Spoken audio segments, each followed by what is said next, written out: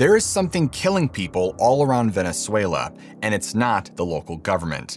I'm gonna tell you 3 true cases that prove this country is a hotbed for high strangeness. You won't want to miss this one.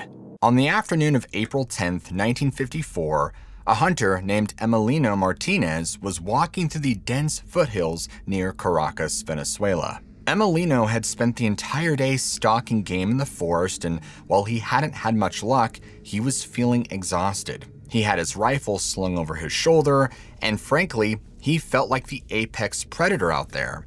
And as the sun began to set, Emiliano decided to call it a day. So he turned around and began to hike back where he had parked his car. And as he walked, he was already thinking about dinner and getting off his feet. He wasn't really scanning for danger because, in his mind, there wasn't any. I mean, he was already very familiar with the area and the woods he was in. But just as he was nearing the road, he heard this low growl sound coming from a patch of thick underbrush right next to the trail. And so he stopped and looked over, but he didn't unsling his rifle. He didn't even panic. He just felt annoyed, because in this part of Venezuela, it wasn't uncommon to run into like wild monkeys. And judging by the crashing sound in the bushes, he just figured he had stumbled onto a couple of territorial monkeys that were making a fuss. So he did what he always did when pests got in his way. He shouted at the bushes and waved his arms, basically telling them to get out. He expected to hear them scampering off into the trees, ending the encounter, but they did not run. And instead, the rustling stopped and 2 figures stepped out of the brush and onto the path, blocking his way to the car. He's really confused by what's happening, and he squinted, and he could see that these weren't monkeys. Whoever they were small, maybe 3 feet tall, and covered in thick, dark, matted hair. And everything in his brain is just trying to make sense of what he was looking at, because they were clearly standing on 2 legs, but they were short and squat and had this bizarre, weird, rigid posture. And so he stared at them, and now he's trying to rationalize and categorize what he's looking at. And he's like, okay, well, they are monkeys, but they look sickly. You know, maybe they're rabid, or maybe they were a species he had never seen before. But he wasn't scared. I mean, he was a grown man with a gun facing off against 2 3-foot-tall animals. He figured if anything, he would just, kick them out of the way and be done with it. One of these things let out another low growl, and then without any warning, it lunged at him. Well, Emiliano braced himself, expecting the impact of a small, lightweight animal, and he prepared to just shove it aside, but the second one made contact with him, and his entire reality shattered in that very moment. Because this thing did not feel like an animal. It didn't feel like flesh and bone. When it grabbed onto him, he felt a grip that was so powerful, it almost felt mechanical. Like it was vice, like iron strength, just completely impossible for something of that size. And before he could process what was happening, this monkey lifted him off of his feet and slammed him into the dirt with the ease of a man tossing a ragdoll. Bam! He hits the ground hard, the wind knocked out of him, and instantly this thing was on top of him. And it wasn't just biting or scratching like a wild animal, it was holding him down with a strength that terrified him. So he's struggling, he's trying to push away with everything he has, but he can't move off of this thing. It's like he was trying to push a boulder that had fallen onto his chest. He realized this was not a monkey, this was not some sickly animal. He was clearly fighting something he did not understand, something that possessed a physical power that defied physics. As it clawed at him, his hand scrabbled in the dirt until his fingers closed around a jagged rock, and running on nothing but pure adrenaline, he swung the rock as hard as he could and smashed it into the thing's head, and the blow connected with a sickening thud. But it didn't die, it was just stunned enough that its iron grip loosened for a split second, and he didn't even wait to see if it was okay. He quickly took that second with everything he had, and he scrambled out from under it, got to his feet, and he sprinted for his car. He didn't even look back once. He didn't try to use his rifle, he ran. And the entire time he could hear them behind him, and they weren't just hooting or making noises, they were making this screaming sound that was clearly rage. And once he got to his car, he ripped the door open, he threw himself in, he locked it just as these things slammed against the vehicle, and they didn't scratch at the paint, they were banging on the glass trying to open the door handle, trying to get to him. But in a matter of a second or two, before they had the chance to, break the glass with their strength or rip the door off, he jammed his keys in the ignition, fired up the engine, and he peeled out of there, leaving these two hairy figures just screaming in the dust behind him. So when he finally made it back to civilization and told his story, people wanted to write it off as this dude is either nuts or this was simply nothing more than a misidentified animal attack. But the thing was, his encounter wasn't isolated because all throughout 1954, all across Venezuela, people began reporting encounters with these exact same hairy, dwarf-like entities that seem to possess supernatural strength.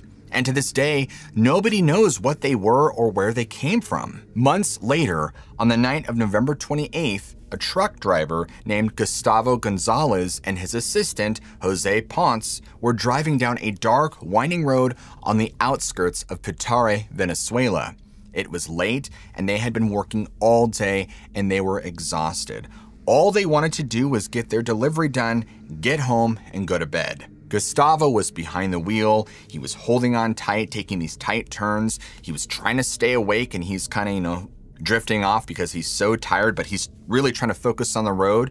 And suddenly, he rounded a corner, and he had to slam on his brakes because for whatever reason, in the middle of the road, blocking both lanes, was this large, dark shape. And Gustavo's looking, and even though he brought the truck to a halt just a few feet from this obstruction, he doesn't really understand who or why or what is in the road. He's pretty amped up though from this near collision because he's thinking, dude, if this is like a large monkey or a person, I almost just hit them. And so he's peering through the windshield, he's trying to figure out what he was looking at, but it's so dark out there and his headlights were dim, so all he could really make out was this large, roundish silhouette. And so he figured, I know. This had to have been another truck that's broken down. It just didn't have its lights on, or maybe a massive boulder had rolled down from the hillside. Either way though, Gustavo was furious. He was tired, he was hungry, and now the road was blocked. This was something he had to deal with. And so pissed, he turned to Jose and he told him, you know what, just stay in the truck. I'm gonna go deal with this. So he's gonna go out there and see if he could get whoever was blocking the road to move, or at least figure out if they could squeeze past. So he grabbed a flashlight, he kicked open the door, and he marched out into the road. And as he stomped toward this dark mass, he was ready to give it what for and start yelling. But as he got closer, he began noticing movement off to the side of the road, right near the bushes. And so he shined his light over there, and what he saw was a small figure standing in the shadows. Now, based on height, he assumed it was a child, maybe a local kid playing a prank, or, perhaps a stowaway who had fallen off the back of a vehicle, or given the area, maybe it was just a large monkey. Gustavo, who was a big guy, strong, he wasn't afraid of a kid. He was just annoyed, and so he yelled at the figure to get out of the road, but it didn't move. It didn't respond at all. It just stood there with its back to him. So now he's getting really angry. He's lost his patience. He decided he wasn't gonna waste time arguing with a toddler or shooing away a monkey. He just marched right up to the figure, intending to just grab it by the scruff of the neck and physically move it out of the way so he could get back to his truck. He reached out, grabbed the figure by the shoulders, and immediately he realized something was really wrong. He expected to feel, the weight of a 50-pound kid or soft skin or maybe a cotton shirt. But what he felt was incredibly light, yet stiff, and it was like rough and bristly like a wire brush. And in that split second, his brain went into rationalization mode, and he thought, this kid is wearing some kind of dirty, coarse coat, or maybe it's a wild animal with really matted fur.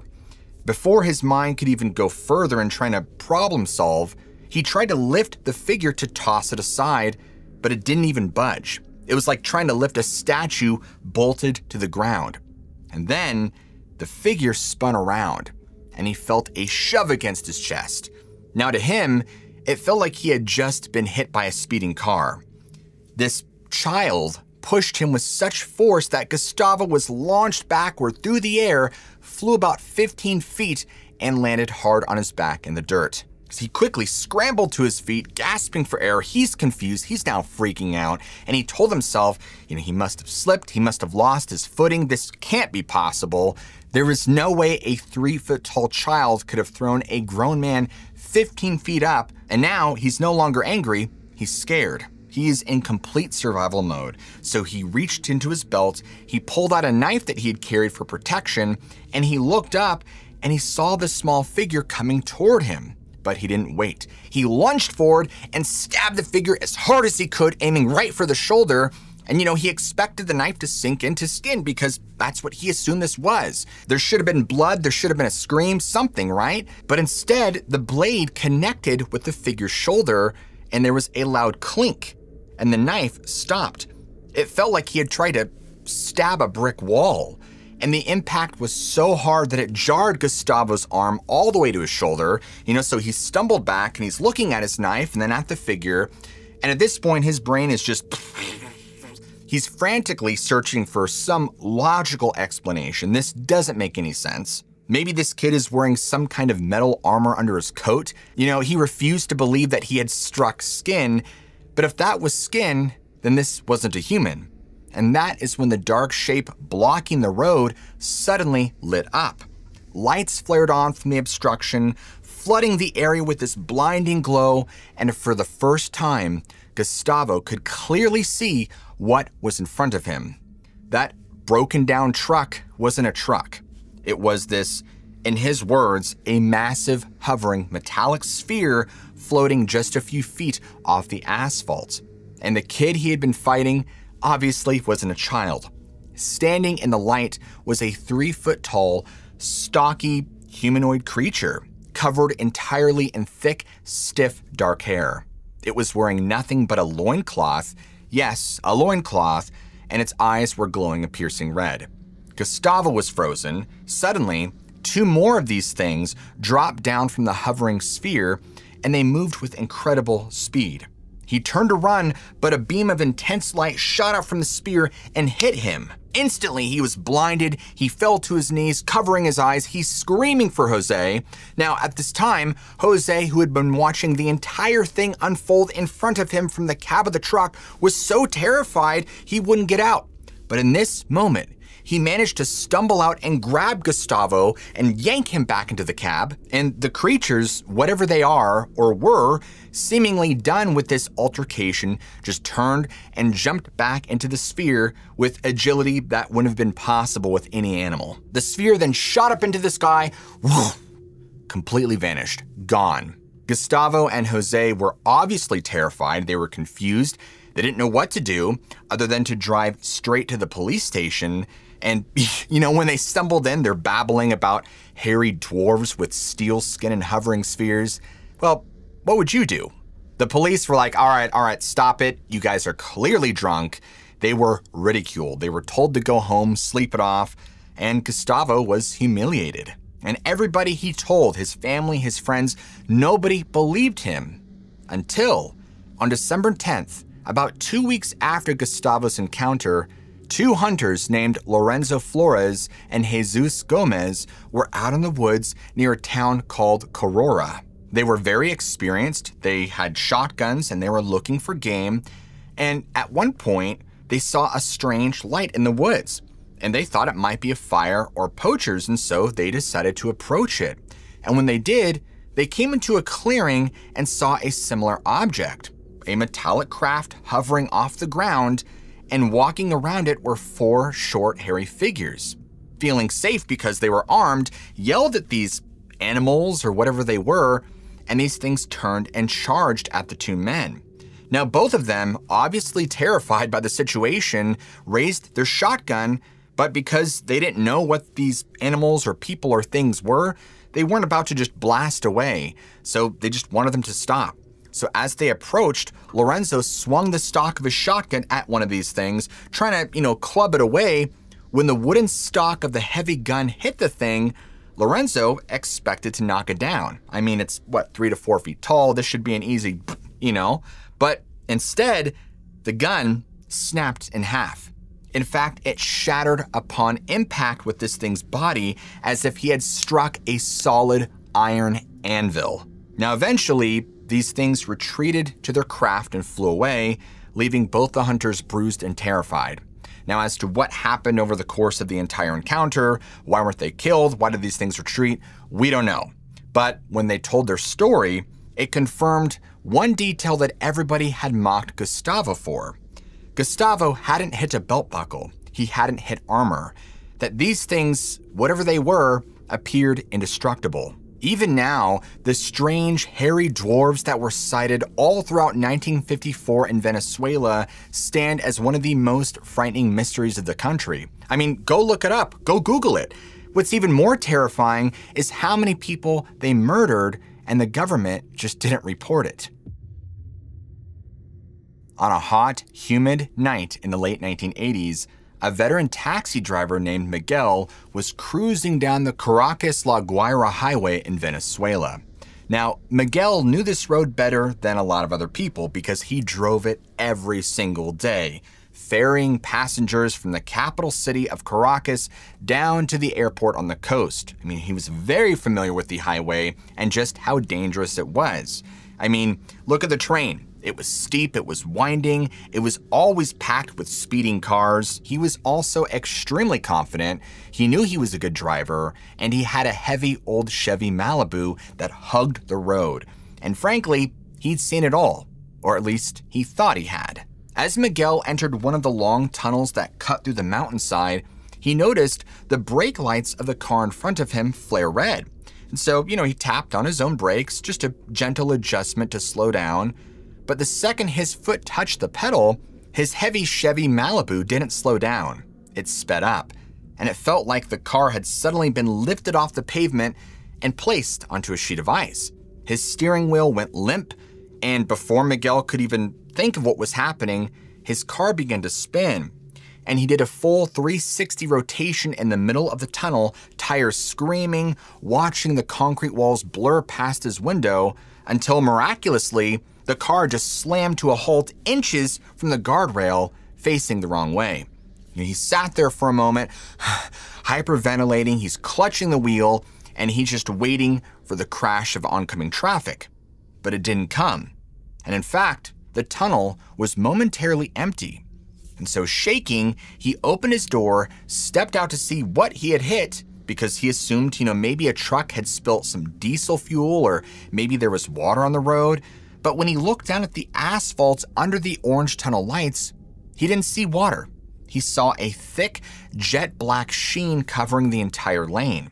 And then he looked up further and he saw something that really spooked him. About 100 yards away, parked on the shoulder, was a nondescript truck. And standing around it were these shadowy figures. They weren't rushing to help him. They were just standing there watching him. And in that moment, he realized this wasn't an accident. This was a trap. And so he scrambled back into his car, he whipped it around, and he floored it out of the tunnel before those men could get to him. And when he got back to the taxi stand in Caracas that night, he explained to the other drivers what he had seen, and he told them that gangs, were deliberately greasing the highway to cause crashes so they could rob victims. Of course, they nodded, they agreed, and they said they would look out for it. Then they told him that they had heard the rumors too, and there was even a name for it. They called it the Black Hand. And for the next few years, this was the accepted reality for Miguel and the people of Caracas. They truly believed that they were all being hunted by human predators, but they were wrong. The thing on the road wasn't a crime, it wasn't a monster. By 1991, the situation on the highway had gone from a nuisance to a national crisis. That black patch Miguel had seen in the tunnel hadn't washed away, it hadn't grown like in some sci-fi horror movie from the 80s. It now covered nearly 8 miles of the most important highway in the country, and it was deadly. Cars weren't just spitting out, they were careening off cliffs, and the death toll was climbing so fast that the local newspapers started calling the highway the guillotine.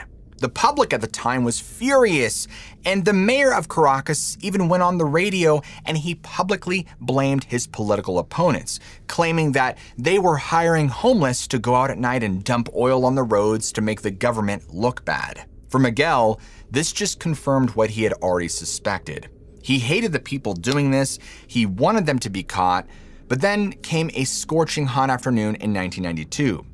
Now at this point, Miguel was stuck in a massive traffic jam up on an uphill intersection of the highway. The heat was over 90 degrees, it was unbearable, it was humid, just miserable, and traffic had not moved in 20 minutes. So Miguel, who's incredibly frustrated and sweating, decided just to get out of his car, stretch his legs, and see what was the holdup. He walked up the shoulder, weaving past the other cars idling until he reached the front of the line. And there it was, a massive patch blocking the lanes. But this time, it was broad daylight, and he got a good look at the oil he had been terrified of for years. And the more he stared at it, he realized something about it was really off. Because if this was just motor oil or diesel fuel poured by a gang, it should be pooling in the dips of the road. It should smell like gas. But when he got closer, the smell did hit him.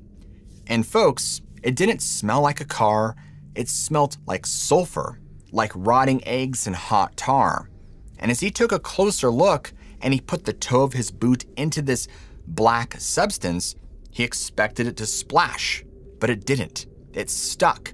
And when he tried to pull his foot back, the black goo stretched out in long, thick strands like chewing gum. For whatever reason, in my head, I'm picturing like a scene out of like a Dr. Seuss book or something because it just sounds so ridiculous, you know? Miguel stood there staring at this stringy, gummy black web attached to his foot, and he realized no oil on Earth behaved this way. And then he saw the maintenance crew just a few yards away. A government work crew was attacking the stain with high-powered pressure washers. And he watched in awe as they just blasted a section of the road until the black slime was gone and the gray asphalt was perfectly clean. They moved on to the next spot, but he kept watching the spot they had just cleaned, and as he did, even under the intense heat of the tropical sun, the clean gray asphalt began to change. Tiny black bubbles started to form on the surface. They weren't dripping from a car above. They were oozing out of the pores of the rock itself. And within seconds, the bubbles merged, and right before his eyes, the stain regenerated. Now he's horrified, he backed away, and he realized there was no gang, there was no political sabotage. Nobody was pouring this stuff on the road. The road itself was bleeding, and it wasn't stopping. After that day, the narrative in Venezuela shifted from anger to panic. The government realized they weren't fighting criminals, they were fighting the environment itself. And they had no idea what it was. So they brought in experts from the US and Europe, and they took samples, and the lab results were strange. They found dust, they found oil, they found organic material, but they couldn't figure out where it was coming from. It was inorganic, but it behaved like it was alive. It reacted to the weather. When it was cold and dry, the stain would shrink like it was hibernating, but when it was hot and humid and muggy, just like it was the day Miguel saw it, the stain would expand, creeping further up the highway, consuming more lanes. The government got desperate. In 1994, they decided to suffocate it. So they dumped tons of pulverized limestone dust over the highway, hoping to dry up the oil. And for a few days, it looked like it worked. The road turned white, but then the dust mixed with the wind and created these massive choking clouds that blinded drivers and coated the lungs of the people living in the nearby slums. And underneath the white dust, the black goo just kept oozing, turning the limestone into this slippery gray sludge that was even more deadly than before. Finally, the government spent millions importing massive, custom-made cleaning machines from Germany. I mean, these things looked like futuristic tanks. They scrubbed the road down to the bedrock, they resurfaced entire sections, and for a while it seemed to work. And by 1996, the Black Hand was gone. The roads were dry, Miguel and the other drivers relaxed. They thought they had killed it. This wouldn't be the end. because in 2001, just 5 years later, Miguel was driving his taxi, but he wasn't on the highway. He was deep in the city of Caracas, miles from where the stain had been. And he was driving down a very busy avenue lined with shops and apartments, feeling safe, and he came to a stoplight and hit his brakes. And his car just kept sliding, and he started to panic. And so he looked out the window, and there it was. It was now appearing all over the roads in the city, and it was bubbling up through the pavement in neighborhoods that had never seen it before. The media at the time called it the Black Plague, but just as quickly as it returned, it somehow mysteriously vanished. And after 2001, the sighting stopped, the roads dried up, and to this day hasn't returned. Now, the official explanation, the one the government eventually settled on to calm everybody down, was that it was nothing but a bad batch of asphalt mixed with oil from old leaky cars, and the hot weather made the asphalt sweat. And the problem went away because they repaved the roads. But people who lived there, like Miguel, never really bought the explanation. Because if it had just been asphalt and leaky cars, why did it happen in '86, stay for 15 years, vanish for 5, even though people were still driving those same old cars? And then the final details that makes the bad asphalt theory even harder to swallow is the very first report of the Black Hand, at least the first time a driver noticed it, was in 1986, which, equally interesting, is that same year, on a night known as the Night of the UFOs, thousands of people in that exact region of Venezuela looked up and they saw strange multicolored lights hovering over the mountains and the highway. At the time, the government scrambled fighter jets to intercept them, but the objects defied physics, they vanished and reappeared miles away in seconds, and the lights eventually disappeared. And almost immediately afterwards, the black stain began to bleed out of the ground directly beneath where they had hovered. So while the scientists say it was oil and the politicians say it was sabotage, the people who drove that road have a different question. They wonder if whatever visited them that night in 1986 didn't just leave, that maybe it left something behind. And because you guys made it this far into the video, I want you to all comment below black sludge. So that way, I know who made it to the end and who didn't. And if you guys enjoy storytelling like this, where we deep dive into strange cases of the mysterious and supernatural, what are you waiting for? Smack that like and subscribe button right now for more content just like this. And as always, never forget, I love you all, keep an open mind, and I'll see you all in the very next video.